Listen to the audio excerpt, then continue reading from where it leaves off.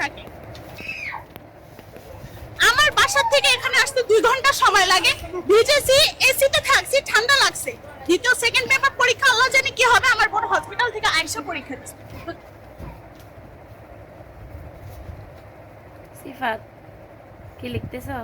তাকে আমি বলবো, যদি তার এতই লেখো, লাগতো লেখো। তার বাচ্চা কাচ্চা বাংলাদেশে পড়ে, তো তার বাচ্চা কাচ্চা কেন বাইরে পাঠাইছে? লিখতেছে বলো। সরকারে কেন তার মেয়েকে বাইরে বাবা। পড়াইছে? বাংলাদেশে পড়াইতে পারতো না কেন? বলো। এখানে কি আমরা লিখতেছে কেন বলো। অসুবিধা ভোগ করবো? সিফাত, এদিকে দেখো। তাকে বলবো যে যদি সুশিক্ষণ ভাবে বাংলাদেশ গড়তে চায়, তাহলে তাকে আগে ঠিক করতে হবে। বাংলাদেশে কয়দিন পর মানুষ চিনবেও না যে বাংলাদেশে মানুষ থাকে।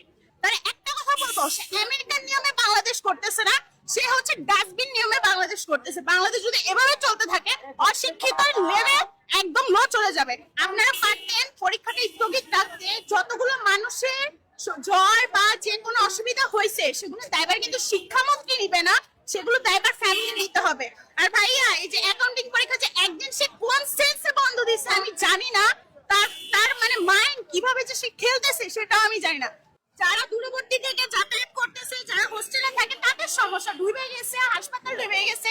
আজকে পরীক্ষা আমার বোন হসপিটাল থেকে এসে আজকে পরীক্ষা দিচ্ছে। তো আমি শিক্ষামন্ত্রীকে একটা কথাই বলবো, যে আপনারা যে ঢাকার যে অবস্থাটা করতেছে, সরকারের উচিত আর শিক্ষামন্ত্রীকে সচিবেরও উচিত দেশের শুধু পড়াশোনার কোশ্চেন হার্ড না করে সুশৃঙ্খল ভাবে পড়াশোনাকে উন্নতি করতে হয় সেই দিকে খেয়াল রাখা। নাহলে জীবনও কোনো স্টুডেন্ট এবার শিখে দেখা যাবে হয়তো বেকার থাকবে, ফেল করবে, বিদেশ চলে যাবে, দ্যাটস ইট। কিন্তু বাংলাদেশের কিচ্ছু হবে না, কোনো ভালো ফলাতে পারবে। তাই আমি তাকে একটা কথাই বলবো, সবার চিন্তা ভাবনা বিবেচনা করে নিজের এসি রুমে থাকা বিবেচনা করার কোনো দরকার নেই। আমার বাসা থেকে এখানে আসতে 2 ঘন্টা সময় লাগে। ভিজেছি, এসিতে থাকছি, ঠান্ডা লাগছে। দ্বিতীয় সেকেন্ড পেপার পরীক্ষা, আল্লাহ জানে কি হবে। আমার বোন হসপিটাল থেকে আইসা পরীক্ষা দিচ্ছে। তো তাকে আমি বলবো, যদি তার এতই লাগতো তার বাচ্চা কাচ্চা বাংলাদেশে পড়ে, তো তার বাচ্চা কাচ্চা কেন বাইরে পাঠাইছে?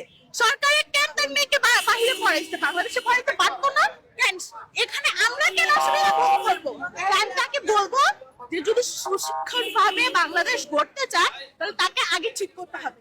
ঠিক যদি সে হয়, তাহলে বাংলাদেশ হবে, তাহলে কিছু না। আর কোশ্চেনের পেপার সে এবার যা করছে, আল্লাহ তার বিচার শেষ, আর কিছু না।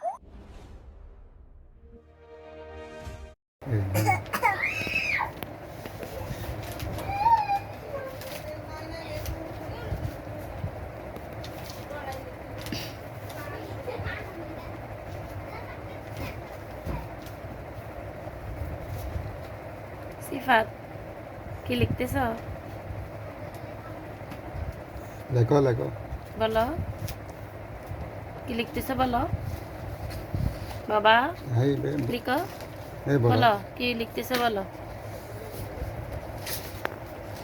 সিফাত, এদিকে দেখো।